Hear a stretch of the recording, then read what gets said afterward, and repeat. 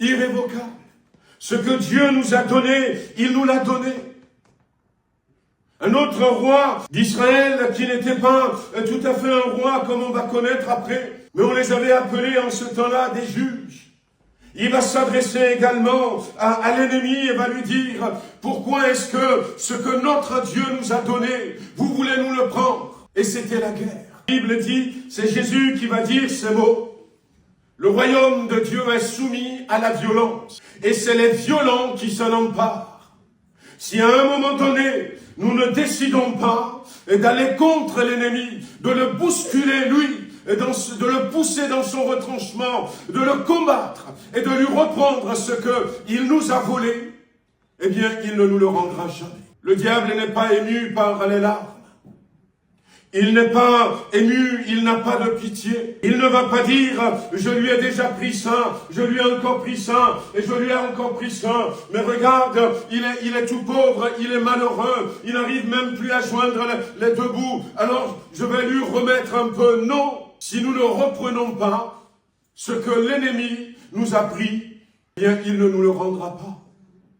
Nous avons besoin de combattre pour nos familles, pour nos époux, pour nos épouses, pour nos enfants. Nous avons besoin de combattre pour notre travail. Nous avons besoin de combattre pour notre santé.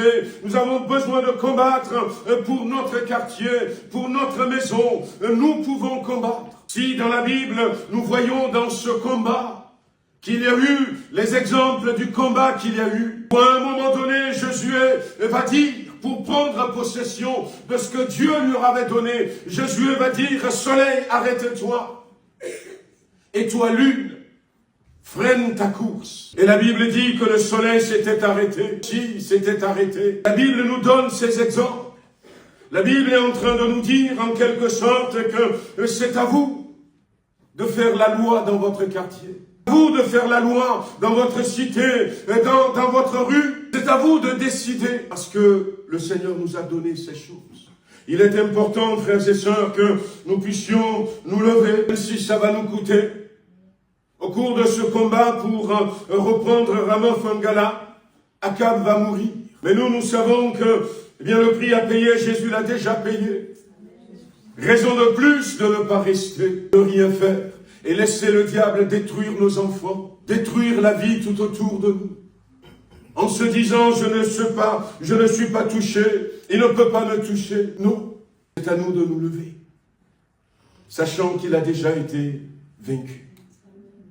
Voyez, c'est important d'avoir